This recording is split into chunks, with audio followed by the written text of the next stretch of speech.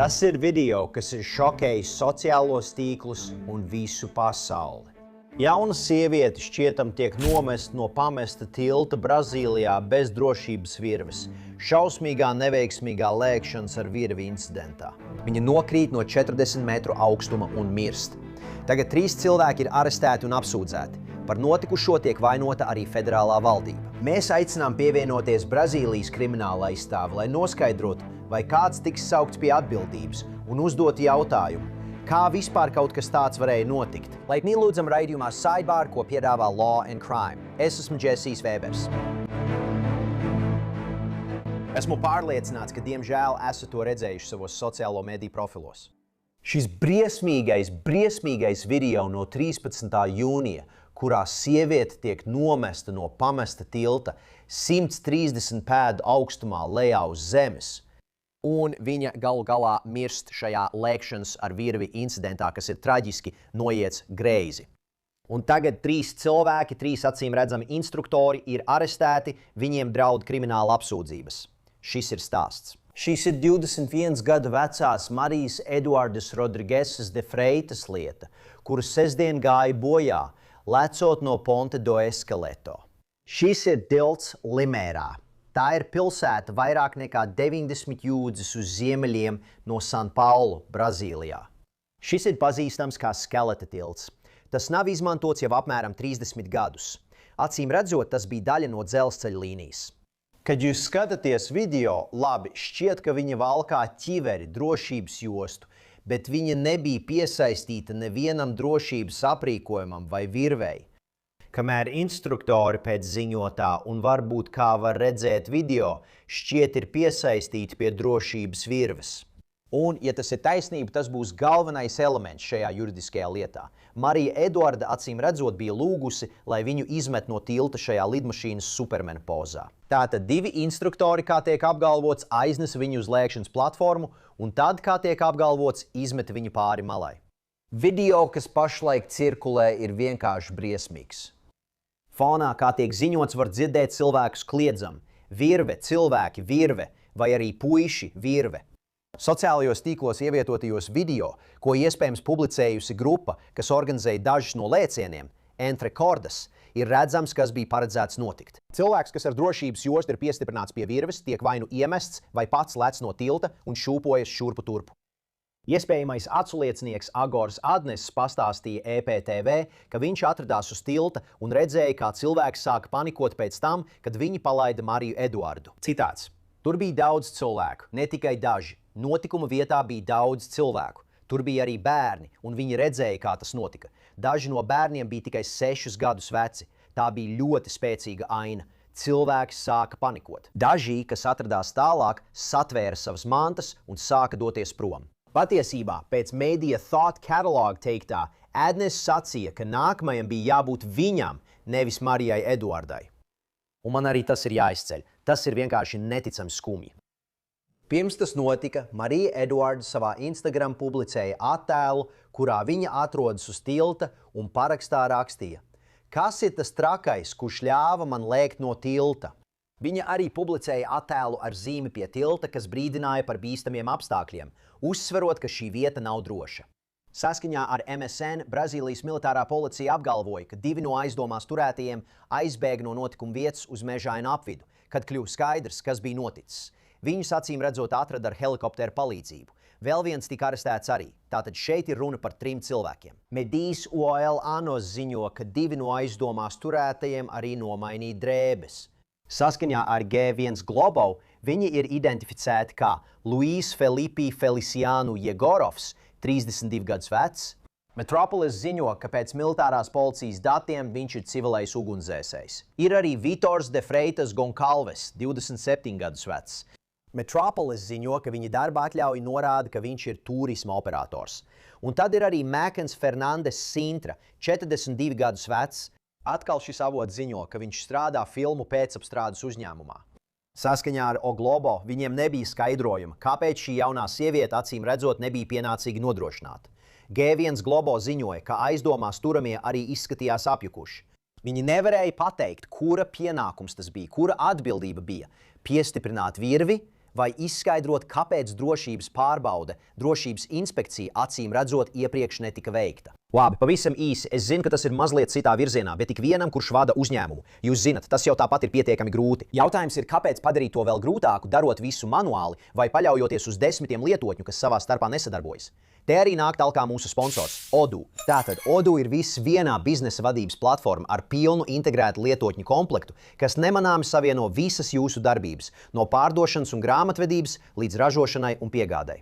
Odoo var automātiski ģenerēt šādus profesionālus, glīti izskatīgus pārdošanas pasūtījumus, rēķinus un piegādātāju rēķinus, kā arī automātiski piešķirt pārdošanas komandas un sūtīt e-pasta atjauninājumus katrā pārdošanas posmā, un pat izmantot mākslīgo intelektu, lai izveidotu atskaites, kas palīdz jūsu lēmumu pieņemšanā.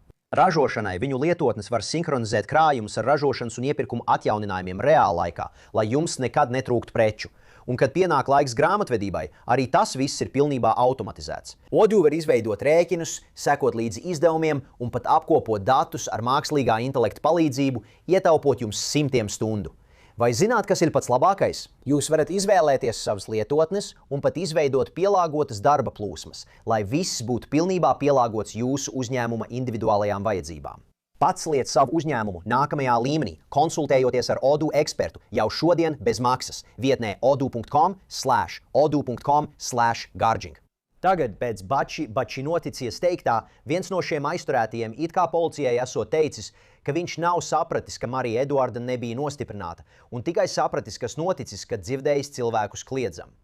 Tad viņš apgalvo, ka pametis platformu, ieraudzījis, kas noticis, apgalvo, ka nolaidies lejā ar virvi, ieraudzījis policiju, redzējis medicīnas darbinieku, kurš veic dzīvības glābšanas pasākumus. Patiesībā tas ir vēl viens šausminošs šī stāsta aspekts. Saskaņā ar TMZ, medmāsa vārdā Reza Diaz, kurš acīm redzot mēģināja izglābt Mariju Eduardu, vietējiem mēdījiem pastāstīja, ka viņa vēl bija dzīva pēc tam, kad nokrita uz zemes. Un mēs esam redzējuši citus ziņojumus, ka Marija Eduarda tika atzīta par mirušu notikumu vietā, un viņas ķermenis tika nogādāts uz Tiesu medicīnas institūtu. Tā ziņo Daily Mail. Tātad sākotnēji tika aizturēti 6 cilvēki. Viņus nopratināja, 3 tika atbrīvoti, un tad tie 3, kurus es jau iepriekš minēju, tika apsūdzēti. Tagad esmu redzējis šo divējādi. Esmu redzējis, ka viņiem tiek izvirzītas apsūdzības slepkavībā ar netiešu nodomu. UOL Anos ziņo, ka tas nozīmē, ka nav tieša nodoma nogalināt, bet tiek pieņemts nāves risks. Tāpēc es domāju, un mēs par to runāsim nedaudz vēlāk, es domāju, vai tas nav līdzīgi kā otrās pakāpes slepkavības gadījumos, kad, piemēram, ir ārkārtēja vienaldzība pret cilvēka dzīvību vai nonāvēšana aiz neuzmanības. Tā ir bezrūpīga attieksme pret acīm redzamo vai zināmo risku. Es vēlreiz gribu par to parunāt ar brazīliešu juristu, kuru mēs uzaicināsim. Bet izdevums G1 ziņoja, ka viņiem tika izvirzīta apsūdzība slepkavībā ar eventuālu nodomu. Tā ir vēl viena pieeja šim jautājumam. Iespējams, ka tulkojumā ir kādas atšķirības. Bet šie, kā ziņots, ir 3 cilvēki, kas redzami video. Un G1 tomēr ziņo, ka šiem 3 tagad ir piemērots preventīvais apcietinājums. Izskatās, ka vīrieši pašlaik ir aizturēti, pašlaik ieslodzīti. Vēlreiz mēs tūlīt pieslēgsim šo brazīliešu advokātu, kurš paskaidros šo situāciju. Lai būtu skaidrs, es nezinu, vai par to ir bijusi neprecīza informācija, bet šis nav bungee lēciens, labi? Tas ir lēciens ar virvi. Tas ir atšķirīgi. Bungee lēkšanā tiek izmantotas elastīgas troses, kas rada augšup un lejup acitienu kustību. Lēciens ar virvi ir ekstrēms sporta veids, kurā izmanto citas troses un virves, un pašās beigās tas rada horizontālu svārsta kustību. Saskaņā ar UOL, Anos tikai bungee lēkšanai ir protokols, kas reģistrēts ABNT. Tā ir Brazīlijas Tehnisko standartu asociācija. Ir stingras prasības attiecībā uz to, kas drīkst pārdot vai iegādāties bungee troses. Delegāte Andreja Dantasa Levi pastāstīja medijām Globo. Viņa sacīja, ka uzņēmumam, kas veica šo lēcienu ar virvi, citēju, pat nebija atļaujas tur atrasties. Un ka tas bija sekas tam, ka netika pārbaudīta un uzraudzīta virves piestiprināšana Marijas Eduardas lēcienam. G1 ziņo, ka video redzams, ka vīrieši, kas viņu nes, valkā krēklus ar uzrakstiem Entre Cordas un Evoy. Varas iestādes norāda, ka tās ir neformālas virvju lēkšanas entuziastu grupas. Šai darbībai nav oficiāla uzņēmuma. Saskaņā ar Thought Catalog datiem biļetes uz šo virvju lēkšanas pieredzi maksā no aptuveni 130 līdz 180 reāliem, kas ir apmēram 25 līdz 32 dolāri. Bija pat nākotnes datumi, kas tika plānoti par vēl augstākām cenām. Un dienā, kad Marija Eduarda gāja bojā, tika gaidīts, ka lēks apmēram 100 cilvēku. Tagad, pēc notikušā, Thought Catalog ziņopas organizācijas ir deaktivizējušas savus sociālo mediju kontus. Operatora advokāts sacīja, ka, lai gan lēkšana ar virvi nav regulēta tāpat kā lēkšana ar gumiju, kā jau minēju, tāpat par sevi nav nelikumīga, tāpat par sevi nav pretlikumīga. Tagad aizdomās turēto advokāti G1 mēdījiem paziņoja, ka šīs personas bija ļoti pieredzējušas un ka šis bija vienīgais organizācijas nāves gadījums vairāku gadu laikā. Saskaņā ar NBC News aizstāvības advokāts sacīja, ka aizdomās turētie ir šokā par notikušo. Arī mēs daudz runājam par to video, vai ne? To video, kas izplatās sociālajos tīklos. Saskaņā ar 30 OL ANO ziņām Marija Eduarda iespējams arī turēja kameru, taču tā nav atrasta.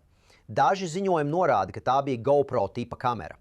Interesanti, ja padomā, kādi pierādījumi tur varētu būt. Saskaņā ar G1 kāds liecinieks apgalvo, ka instruktori nebija veikuši pienācīgu drošības pārbaudi. Ziņojumos teikts, ka biezā virve, kas bija paredzēta Marijas Eduardas drošībai, bija sapinusies uz zemes, un iespējams to var redzēt guļam turpat dažās video daļās. Šajā lietā ir arī vēl viens juridisks pavērsiens, par kuru mums jārunā. Saskaņā ar 30 OL ANOS Limeiras pašvaldība varētu iesniegt prasību pret federālo valdību par iespējamo nolaidību skeleta tiltu uzturēšanā un piekļuves kontroles nodrošināšanā. Pilsētas valdība ziņoja, ka iepriekš ir nosūtījusi vēstules federālajai valdībai ar lūgumu veikt šī tilta drošības pārbaudes. Mērs Murilo Feliks ziņoja, ka šī tilta riski jau bija zināmi iestādēm un ka šim tiltam ir negadījuma vēsture. Tostarp 2024. gadā noticis gadījums, kad no tilta nokritis velosipēdists un gājis bojā. Pagājušajā gadā vēl 2 cilvēki tika ievainoti. Starp citu, mērs sociālajos tīklos publicēja ziņu, un pēc Fox ziņotā citēju: jauna sieviete tikai 21 gada vecumā zaudēja dzīvību traģēdijā, kurai nekad nevajadzēja notikt. Nepietiek tikai ar nožēlu, ir jāveic konkrētas darbības, lai nevienai citai ģimenei nebūtu jāpiedzīvo šādas sāpes. Un vēl pirms mēs pievēršamies juridiskajiem aspektiem un izmeklēšanai, es vienkārši vēlos veltīt brīdi, lai parunātu par Mariju Eduardu Rodrīgesu de Freitasu. Viņa dzīvoja Žandīrā, kas atrodas San Paulu metropoles reģionā. Viņa nesen bija absolvējusi augstskolu ar grādu fiziskajā izglītībā un sporta vadībā. Viņa ļoti aizrāvās ar fitnesu un fiziskajām aktivitātēm. Viņa bija aktīva sociālajos tīklos. Saskaņā ar Thought Catalog viņai bija arī līgavainis, kurš uzzinot, kas ar viņu noticis, kļuva fiziski slikti. Ģimene, draugi. Viņi ir aprakstījuši šo milzīgo zaudējumu tiešsaistē. Kāds ģimenes loceklis ziņots ievietoja Instagram ierakstu. Līdz šim es tam neticu. Es tevi tik ļoti mīlu. Es tevi nekad neaizmirsīšu mūsu joku dēļ, Ori. Es vienmēr tevi atcerēšos. Es tevi tik ļoti mīlu, princese. Vēl kāds draugs ievietoja Instagram ierakstu, ka Marija Eduarda bija, citēju, skaista jauna sieviete, pilna sapņu un ar tagad pārtrauktiem plāniem. Saskaņā ar NBC News Marijas Eduardas māte arī ievietoja paziņojumu sociālajos tīklos. Saskaņā ar vietējiem ziņojumiem, citēju: mana mīļā meita, šodien vien es vēlējos tevi apskaut vairāk nekā 1000 reižu. Cik ļoti man sāp tava aiziešana. Es tevi mūžīgi mīlu, mana princese. Un paldies tev tik ļoti, ka biji daļa no manas dzīves šos 21 gadu. Kāds gods bija dzirdēt, kā tu mani sauc par mammu. Dievs, paldies par šo privilēģiju. Pano Bianco Akadēmija, fitnesa centrs, kurā Marija Eduarda bija mācījusi un strādājusi, paziņoja, citēju: šodien mēs atvadījāmies no ļoti īpašas personas, no mūsu Pano Bianco Silverstone ģimenes loceklis. Marija Eduarda atstāja savu nospiedumu, ar to veltīju uz sirsnību, prieku un cieņu, ar kādu viņa izturējās pret visiem apkārtējiem. Tava klātbūtne apgaismoja apkārtni, un tava piemiņa paliks mūžīgi mūsu sirdīs. Šajā dziļo sēru brīdī mēs vienojamies lūgšanās un solidaritātē ar ģimeni, draugiem un kolēģiem, novēlot spēku un mierinājumu, lai pārvarētu šo zaudējumu. Lai labās atmiņas, kopā pavadītie mirkļi un viņas atstātā mīlestība ir miera un mierinājuma avots. Dus mierā, Marija Eduarda. Un tad vēlāk tika publicēts ieraksts, kurā teikts, ka šī sporta zāle, šis fitnesa centrs pārtrauks savu darbību, citēju, kā cieņas un sēru zīmi. Ziņots, ka Marija Eduarda tika apglabāta svētdien. Labi, tāpēc es vēlos pieaicināt kādu, kuram ir zināšanas par šī reģiona likumiem. Mums atkal pievienojas Adreli Barca, Brazīlijas krimināltiesība advokāts. Liels paldies, ka veltījāt laiku, lai par to runātu. Pirmkārt, šis ir stāsts, par kuru tagad runā visi. Tas nonāca sociālajos tīklos. Tik daudzi cilvēki ir redzējuši šo video. Daudzi lielākie mediji šeit ASV par to runā. Cik daudz cilvēku par to runā jūsu reģionā? Vai šis stāsts Brazīlijā ir ieguvis lielu uzmanību? Jā, visi par to runā. Ne tikai negadījuma dēļ, bet arī tāpēc, ka pēc upura nāves tika izteikti komentāri par viņas ķermeni. Tāpēc par to ir daudz runāts. Kad jūs sakat komentāri par viņas ķermeni, ko jūs ar to domājat? Ir bijuši daudzi seksistiski komentāri par to, ka viņa bija jauna meitene, un cilvēki runāja par to, ka viņi gribēja redzēt viņas ķermeni. Tiešām? To cilvēki saka? To cilvēki tiešām saka? Jā, daudz vīriešu par to runā. Tas ir briesmīgi. Tas ir aspekts, ko es pat neaptvēru. Tas ir aspekts, par kuru es pat nezināju, ka tas notiek. Tas ir pretīgi. Tas ir satraucoši, maigi sakot. Ņemot vērā visu, ar ko tagad viņas ģimenei un draugiem jātiek galā, tas ir nākamais posms. Jā. Atmetot to uz brīdi malā. Es nezināju par lēkšanu ar virvi. Vai lēkšana ar virvi ir izplatīta Brazīlijā? Jā, tas ir ļoti izplatīti. Un tas ir legāli, vai ne? Daudzi cilvēki to dara. Ja tev ir atbilstošs atļaujas, tas ir legāli? Bet mēs par to jau runājām iepriekš. Atļauja ir nedaudz citāda nekā gumijlēkšanai, vai ne? Vai gumijlēkšana ir stingrāk regulēta? Nē, patiesībā abas ir vienlīdz neregulētas. Labi. Vai jūs zinat, vai šiem operatoriem, cilvēkiem, kuri tika arestēti un apsūdzēti, vai jums ir zināms, vai viņiem bija licence vai atļauja? Jo esmu redzējis komentārus, ka viņiem nebija atļaujas. Viņiem pat nebija oficiāli uzņēmumi šim nolūkam. Tātad, vai tas, ko viņi darīja, bija nelikumīgi? Jā, pilnīgi nelikumīgi. Vai jūs zinat, kāpēc viņus iepriekš neapturēja vai neaizturēja, ja tas, ko viņi dara, ir nelikumīgi? Kā ir iespējams, ka viņi varēja darīt vai iespējams darīja šādas lietas? Piemēram, pārdeva biļetes uz šādiem lēcieniem ar virvi un varas iestādes neiesaistījās. Viņi iespējams būtu saukti pie atbildības, ja viņas būtu pieķēruši to daram, jo viņiem ne tikai nebija uzņēmumi, bet arī nebija atļaujas. Bet vieta, kur tas notika, jau iepriekš bija negadījuma vieta. Tāpēc viņi nekādā gadījumā nesaņemtu šo atļauju. Jā, es tūlīt runāšu par skeleta tiltu. Es gribu, lai tu pastāsti man, ar ko viņi ir apsūdzēti. Tātad, ar ko tieši šie 3 cilvēki ir apsūdzēti? Vai to sauc par slepkavību ar netiešu nodomu, vai ko tas nozīmē? Jā, viņas apsūdz slepkavībā. Šī lieta atkal aktualizē ļoti senu diskusiju par nodomu vai vainu, ko mēs saucam par dolus vai kulpa. Sākotnēji viņus apsūdz slepkavībā ar nodomu nogalināt kādu, kas ir homicidio doloso. Tātad, lai būtu skaidrs, prokuroriem ir jāpierāda, ka viņiem bija nodoms nogalināt. Vai arī tas nozīmē, ka viņi bija tik bezrūpīgi, ka apzinājās riskus un vienkārši bija nolaidīgi. Viņi ignorēja riskus. Es domāju, kas viņiem ir jāpierāda tiesā, lai notiesātu viņus. Tātad, lūk, kas notiek? Šī lieta ir piesaistījusi daudz mediju uzmanības. Un kad tas notiek, dažreiz šādas lietas tiek risinātas citādāk nekā citos gadījumos. Piemēram, mums ir daudz citu gadījumu, līdzīgi gadījumu ar negadījumiem sportā. Un tie vienmēr tika izskatīti kā netīši, kā nolaidība, kā neprasme. Un šis gadījums mediju uzmanības dēļ tiek izskatīts tā, it kā viņi būtu tīši gribējuši nogalināt šos cilvēkus, kas, manuprāt, kā juristei nav pamatoti. Nē, tas izskatījās, ka tas bija, es domāju, balstoties uz to, kas tika atspoguļots ziņojumos, tas šķiet kā briesmīga nelaime. Bet ir nopietns jautājums, kā viņi viņu nepietiekami droši nostiprināja, vai ne? Es domāju, ir jautājums, ja viņi šķietami bija nostiprināti un virve nebija pie viņas, tad tika pieļauta kļūda, kas varbūt atkal varētu būt nonāvēšanas paveids. Tā varētu būt krimināla atbildība, bet es nezinu, vai tas ir nodoms nogalināt. Es domāju, jautājums ir, kāda ir atšķirība starp to, ar ko viņi tagad ir apsūdzēti, un slepkavību. Es domāju, vai tā ir slepkavība. Vai tas nozīmē, ka viņš neapsūdz slepkavībā, vai ne? Nē, patiesībā viņus apsūdz. Viņus apsūdz, bet nevajadzētu. No ziņām, ko redzēju, teikts, ka tā nav slepkavība, bet viņus varētu apsūdzēt slepkavībā. Vai tagad viņus apsūdz slepkavībā? Jā, tāpēc viņi šobrīd atrodas cietumā. Jo, kad runa ir par nonāvēšanas gadījumu, kur nav vainas, kur ir nolaidība, ko jūs saucat par homicidio culposo, kur mēs runājam par nolaidību.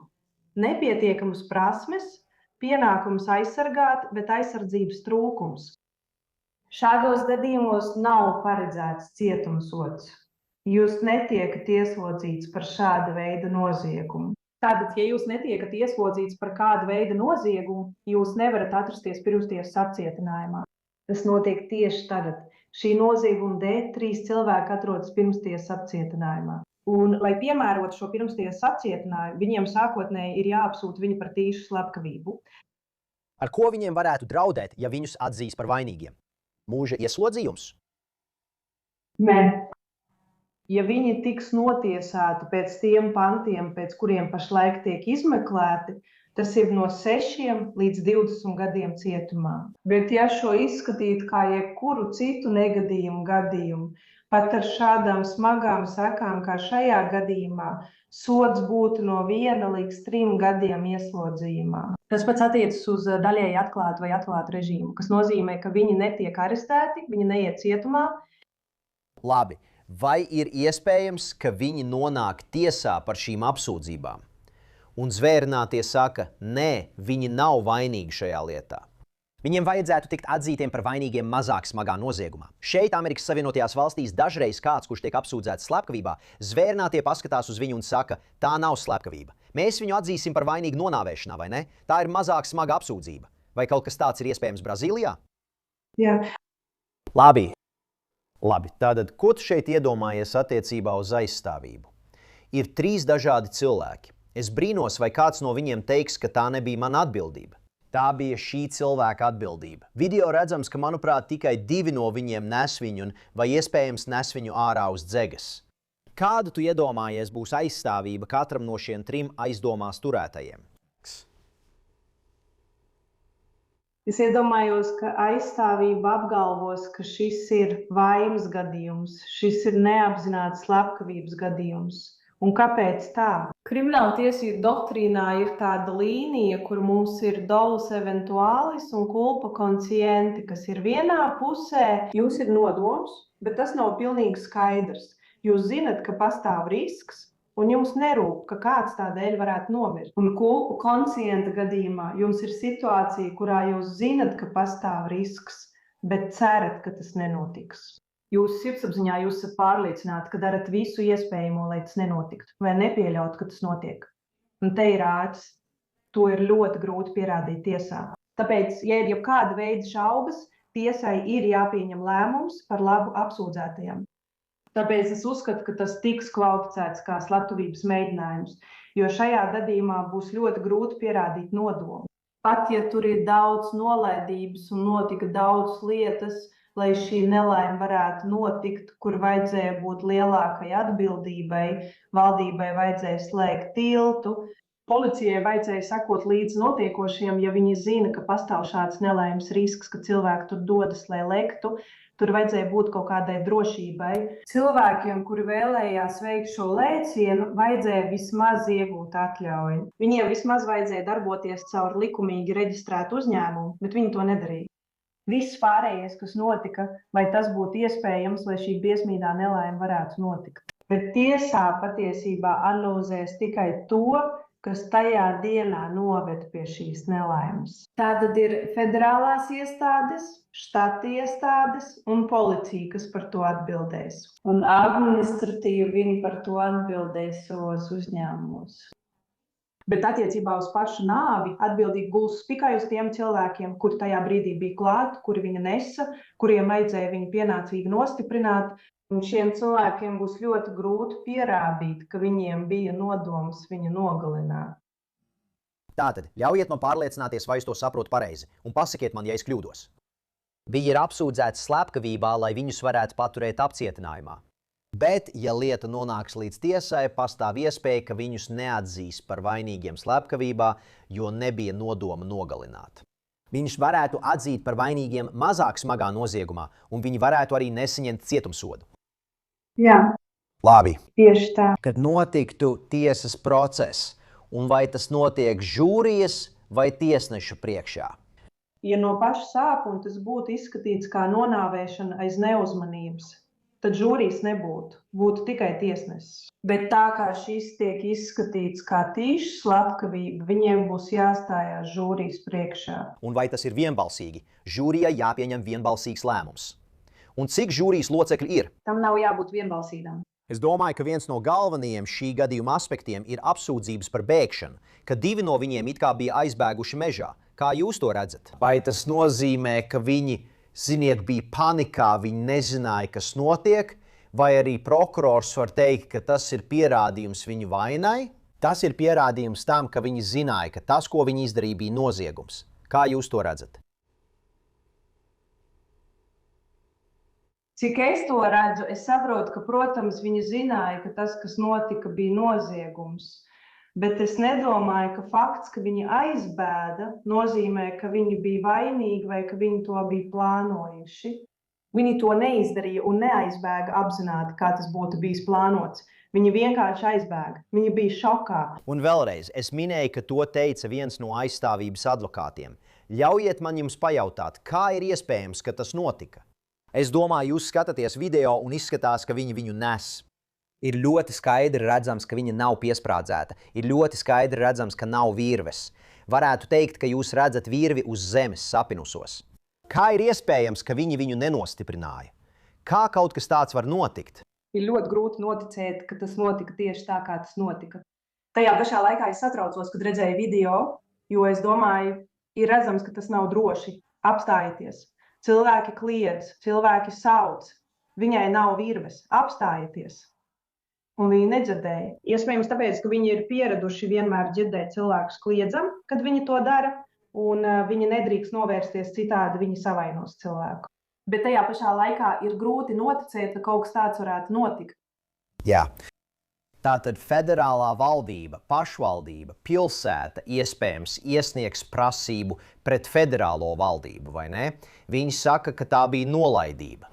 Viņiem vajadzēja pienācīgi nodrošināt šo tiltu. Nevienam nevajadzēja būt piekļuvēji tam.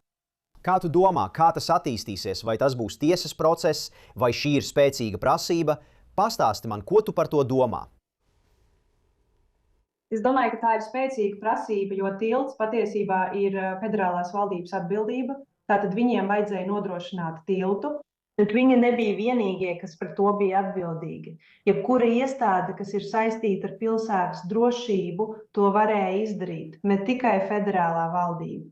Viņiem visiem tas bija jādara. Bet runājot par atbildību, es domāju, ka šajā gadījumā ir ļoti skaidrs, ka tā gulstās uz federālo valdību. Kas notiktu, ja viņi iesūdzētu viņus tiesā? Tas, es pieņemu, nonāktu līdz tiesas procesam. Kāds būtu rezultāts? Ko federālā valdība, ja tā zaudē, ko tai būtu jādara? Vai viņi maksā sodus? Vai viņi, es domāju, vai tā tas notiek? Federālā valdība maksā sodus pilsētai? Jā, droši vien sods, labi. Droši vien. Sods vai kavējuma maksa. Vai viņiem ir jāveic kādas izmaiņas? Vai viņiem ir jānodrošina tilta drošība? Vai viņiem tas ir jānojauc? Vai viņiem ir jāpārliecinās, ka neviens tam nevar piekļūt? Jā, tam jau vajadzēja būt izdarītam. Labi. Vēl viens jautājums, pirms es jūs palaidīšu. Tātad, acīm redzot, Marija Duarte bija kamera. Ir ziņots, ka tā varētu būt bijusi GoPro. Varas iestādes to nevar atrast. Nezinu, vai esat dzirdējis kaut ko jaunu par to. Ja viņi atrod video ierakstu, ja viņi atrod kameru un iegūst video ierakstu, kāpēc tas ir tik svarīgi? Kā tas ietekmē lietu? Tas ir atkarīgs no tā, kas būs redzams šajā video ierakstā. Ja viņi mēģināja to apturēt, jo ierakstā mēs nedzirdam, ka viņi saka apstājies, bet ja kamera parāda, ka viņa lūdz apstāties, ka viņa kaut ko teica, lai mēģinātu apturēt notiekošo, tas pierādītu, ka viņi zināja, ka viņa nav nostiprināta. Bet es domāju, ka tas ir ļoti maz ticams. Jā. Skaties, es domāju, ja tu skaļi dzirdētu cilvēkus sakām, viņai nav virves, viņa nav nostiprināta, viņai nav virves, viņa nav nostiprināta. Un viņi it kā viņu pārmeta pāri tam malai. Tas ir svarīgi attiecībā uz nodomu, bet atkal mēs esam šī procesa sākuma stadijā. Redzēsim, kā tas attīstīsies. Tā ir traģiska situācija. Tas video ir tik briesmīgs, ir šausmīgi domāt par to, ko viņa pārdzīvoja. Ir šausmīgi domāt par to, kam viņai, viņas ģimenei un draugiem šobrīd jāaiziet cauri. Papildus tam, ko jūs teicāt sākumā, cilvēku komentāri par Mariju Eduardu ir vienkārši briesmīgi. Adriela Barca, liels paldies, ka pievienojāties. Es to ļoti novērtēju. Paldies, Džesī, paldies, ka uzaicinājāt mani. Un tas arī viss, ko šobrīd varam jums piedāvāt šeit Sidebar, draugi. Liels paldies, ka pievienojāties mums, un kā vienmēr, lūdzu, abonējiet mūsu YouTube, Apple Podcasts, Spotify vai jebkur citur, kur klausāties savus podkastus. Jūs varat mūs skatīties arī NBC Peacock platformā. Ja vēlaties sekot man X, Instagram, manai News Nation pārraidei Džesijas Vēbers tiešraidē no pirmdienas līdz piekdienai, 23:00 pēc austrumu laika, tiekamies nākamreiz, draugi.